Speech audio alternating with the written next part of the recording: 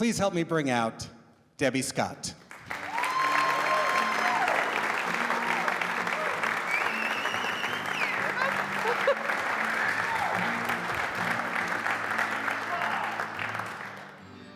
Wow.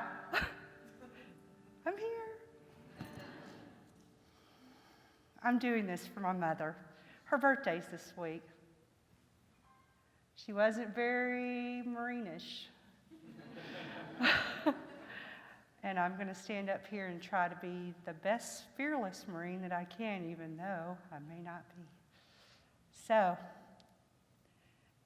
I didn't know much about the military when I joined. Most of the things I knew were from the movies. And you may all remember a movie about the Marines called... Now you made me forget the name of the movie. That's not it.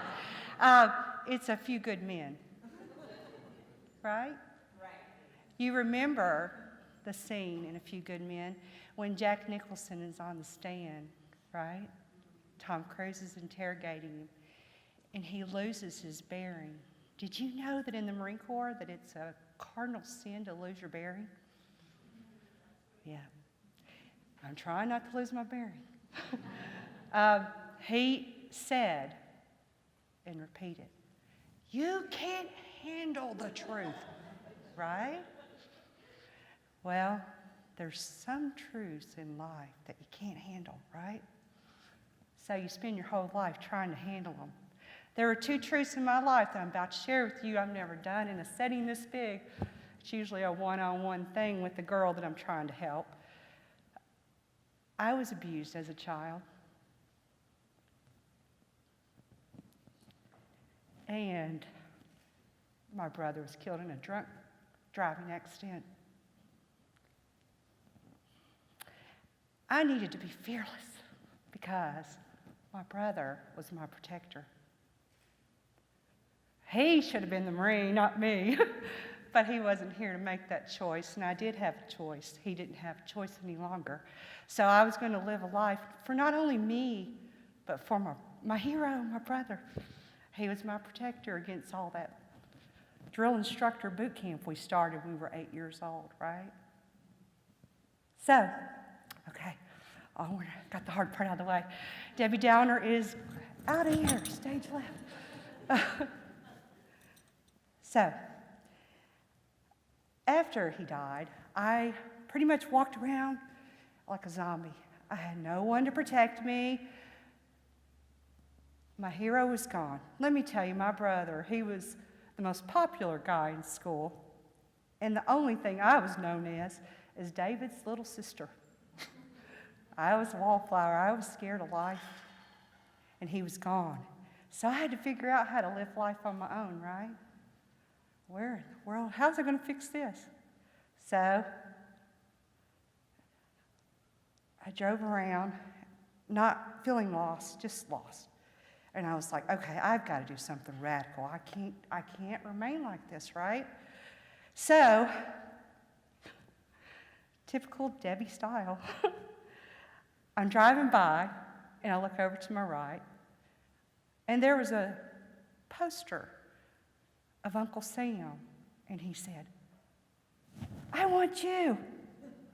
Well, I had just found a place where I could belong, right? Again. So I immediately turned my car into the strip mall with 4 branches lined up in a military formation, and I decided, which one am I going to pick? I don't know anything about the military. So the first one I went into, which the only thing I knew about was Tyler's branch, the Air Force, because they had the best duty stations, I heard, and they flew around. Whoops, sorry. And I could fly far, far away, right? From a little town in Arkansas that was going nowhere fast. So, I did it. I went into the Air Force recruiter station first, and I said, "How quickly can you get me out of here?" He said, "It's going to be a year," because everybody wants to go in the Air Force, right? So, I said, "No thanks, I can't wait a year." And so I went right next door to the Marine Corps office, and I was like, oh, that's the hardest one, I know that. But there was a poster right there, and it said, "The few, the proud, the Marines." And as I was looking at that poster, I was like, you know what, that kind of looks like my brother. Maybe it's a sign. So I walked in there, and the recruiter, and I asked him the same question. I said, how quickly can you get me out of here? He said, I can get you out of here in 4 weeks. And I started to sign on the dotted line, and I said, wait a minute, Debbie, this is your style. You're going to get yourself in trouble. Don't do it. And I said, wait a minute. Pulled out my cell phone, and I Googled United States Marine Corps. Now, it was 1985. You caught that, right? There was no cell phone. There was no Google. So I got right into my car. There was a library across the street from the high school, right? I drove up, and I got out of my car, went into the library, and got the book off the shelf, and it was the encyclopedia. It's the only thing we had back then to figure out what it is. So I'm sitting there, and I'm flipping to the Marines, and I'm like, Marine Corps, okay. Well, they're the first to fight, but they don't let women fight, so I'm not going to get in trouble there. So they're the smallest group, the smallest women.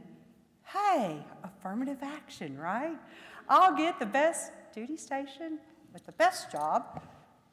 It's the best decision ever, right? So I immediately got right back into my car. Before I chickened out, I went straight down to the recruiter station, and I said, sign me up. Right on that dotted line. Oh, now the hardest part comes. My mother had just been crushed by the death of her son 2 years ago, and now her daughter's going to come home and tell her she's going to leave her too, right? Oh, it was not pretty, but I had to get out of there. My mother had no confidence whatsoever, and she had no confidence to teach me because she had lost her mother at 16 years old, and she was set up for a hard life herself, right? So, let's think about happy things. Marine Corps boot camp. Not so happy, right? So, I got on the bus, and I went to the boot camp. And you know, boot camp was hard, don't get me wrong, but I had just been with the meanest drill instructor of my life since 8 years old. This was nothing. You know, drill instructors can't get in my head. I already had my thoughts set. Negative, positive, right? Stay on the positive side, right? That's the only way to be happy. So I got to boot camp, and it was hard. There were some hard things. They tried to kill you, first of all.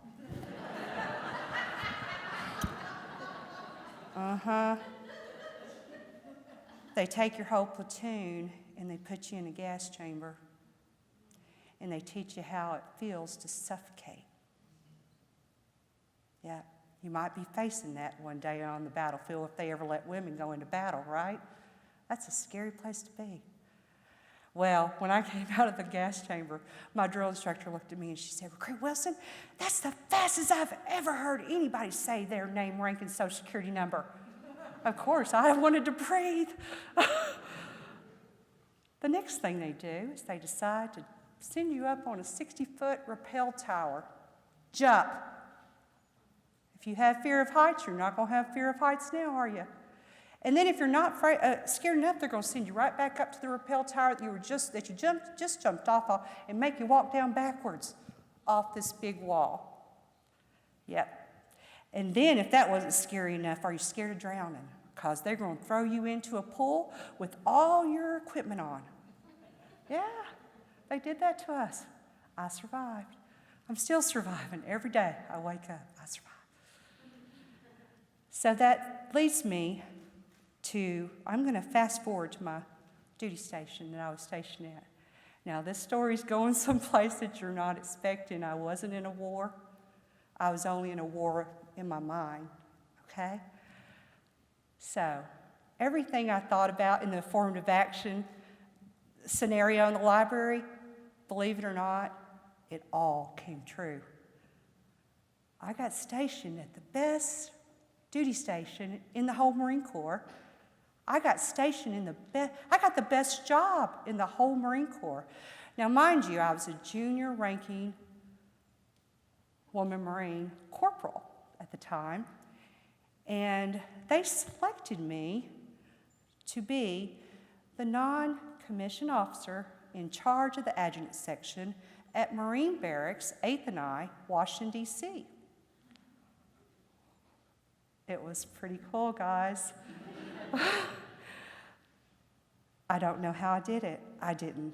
I just did what I was told. I obeyed. I was used to obeying.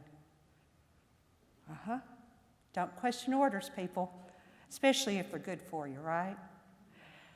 So, my job is basically, I don't know, there's probably a lot of civilians here, so I would have to tell you tell this to you this way. I was a party planner, is what I was, for the Commandant of the Marine Corps. My office was right next door to this big white house that he lived in. Thomas Jefferson and the second Commandant of the Marine Corps rode on horseback 1.5 miles to this location because it was close enough to the Capitol so the Marines could march there to defend the Capitol, right? Right across, there was this big old parade deck every Friday night. If anybody's ever been to Washington, D.C., you need to go to this event. It will teach you everything you want to know about the Marine Corps, the traditions. Some of the best, the people you see on TV are stationed at this place, okay? I was in charge of reservations for the civilian public that would come and see this event. Probably about 200,000 reservations that I was in charge of, and parking detail. It was a small base, mind you, so I had a lot of hats, like I do now in my current job. I was also in charge of the mailroom, and every day we got to go, junior Marines, to the top-ranking generals in the Marine Corps and delivered their mail. I got to be friends with the generals' wives. This is happening to me. So then one night, the most important night of my life, I met the most important woman that you all know, the guest of honor that night in the Marine Corps Commandant's backyard. They were having a garden party. The guest of honor was none other than Second Lady Barbara Bush. Yeah, I was there. But of course, I was still having a lack of confidence. So, as a good Marine does, I was sitting there with the guest list at the garden gate as people, all these very important people, they were so important, I had no idea who they were. I was just a Southern girl. I don't know what I'm doing here, right? So they're coming in, I'm checking out the light. Well, of course, Barbara Bush, she didn't come through the gate. She goes through a tarp. The Secret Service, I've been working with them all day for all the logistics. They come in through the front door, out the back door, into the garden. And here she is, Her Majesty. I was watching her every move, even though I wasn't supposed to. Yep, you know it. She caught me. She caught me looking at her. She was headed over to our group, and I was scared to death that she was going to say something to me because I didn't know what to say. I'm standing there, and the other 3 Marines, a lot more confident than me, she was saying, well, where are you guys from? And of course, they spoke up, and I'm sitting there, please don't ask me, please don't ask me. But sure enough, she noticed. Yeah, I think she's used to talking to strangers, and I was pretty strange. So I'm over here by myself, and she comes over, and she immediately turns her back to the other Marines, and she said, and Marine, where are you from? And I said, well, ma'am, I was born in Alice, Texas, but I was raised in Arkansas. All of a sudden, she became very interested in me because she was also from Arkansas. We were friends, right? And she says, what brought you to Texas? And I said, ma'am, my dad was in the Army. I was born there, But I didn't stay very long, and we went back after he left us. He left me and my brother and me alone. And we went back to a little town that my mother was from called Clarendon, Arkansas, Mayberry RFD of the world. And she couldn't provide for 2 children on her own, so she moved to West Memphis, Arkansas, where she met the meanest drill instructor in the world, and we moved there. He was not a nice man. But we survived. We're still a family. Okay, no worries, it's a happy ending. Don't get sad on me. So, after Barbara Bush walked away from me, it was just a really simple conversation after all. But to me, it changed my life. All of a sudden, I thought, here I am, this little podunk country girl from Arkansas, and here's the most powerful woman in the world. All I had to do was change my perspective, right? I could be her. That's what the Marines taught you, right? Fearless. Fearless? I wasn't fearless. I was still struggling with my confidence. But I suddenly had a new perspective on life, so I started turning my life around and started trying out for things and living life like I had never lived it before. Some of the great things that I was able to do after that event was I tried out for a Marine Corps commercial. I didn't get the lead. They wanted a male Marine. But if you look real close, I'm right behind him in a graduating cap uniform. They didn't let me be a Marine, but I was a graduating senior. But I'm right over his shoulder if you look real close. The other thing that I did is, I'd always been a good shot. Did you know women Marines are better shots than men because their daddies didn't teach them bad habits when they were hunting? And that's what the drill instructors told me, and I believed it, and I followed everything they told me to do, and I was a second award rifle expert. And I tried out for the Barracks rifle and pistol team, and they picked me. The third thing I did, well, I had gotten out of the Marine Corps, and I wanted to finish up my degree that I failed way back then. I failed at being in college, and I had dropped out, and that was the only reason why I was there the night my mother found out that my brother had died. Well, I went to school at night, and I paid my way through school. It took me 13 years, but I got it at NKU. Thank you, NKU. And when I started at NKU, all of a sudden, Desert Storm came up. I was inactive at the time, and they called me up, and they needed support. They said, Sergeant Quadera, I was sergeant by this time, and you can either involuntarily go to England and support a Desert Storm, or you can involuntarily possibly go to Saudi Arabia right in the middle of the action. Well, of course, for a coward, I want to go to Europe. When am I ever going to get a chance to go to Europe? And so I got on the plane, I went to Europe, and what I did there, the first 2 months, the ground war was going on, and it only lasted like 100 hours is what I think that it lasted. There was 26 support personnel over there, and I was one of those 26 for every wounded person that came into to Europe. So what my job was, I was hospital support team. The Marines had never done this mission because we are part of the Navy, and the Navy did this mission for us. Well, when the wounded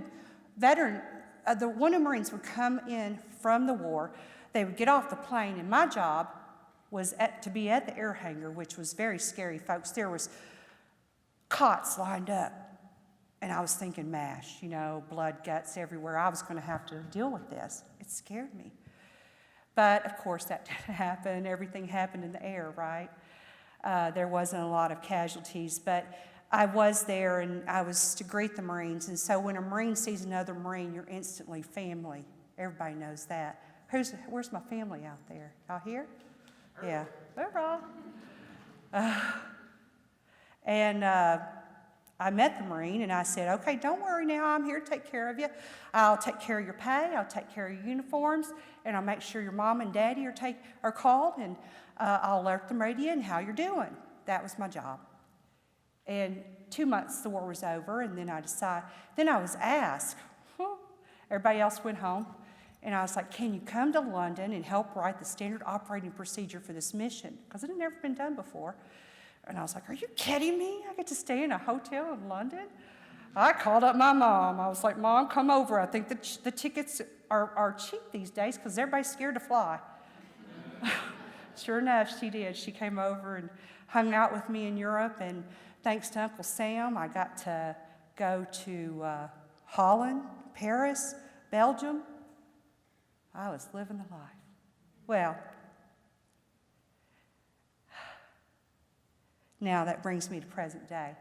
I have decided this year, after a 20-year career, that I'm going to go back home.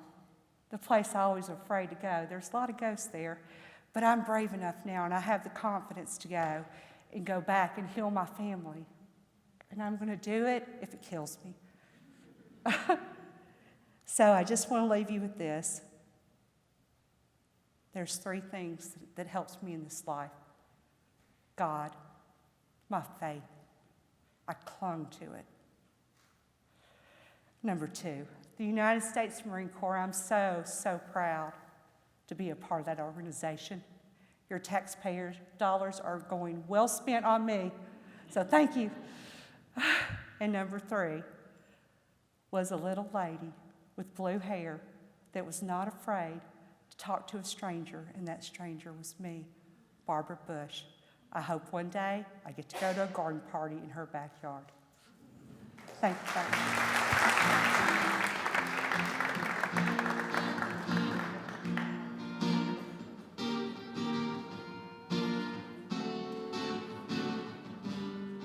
One more time for Debbie Scott.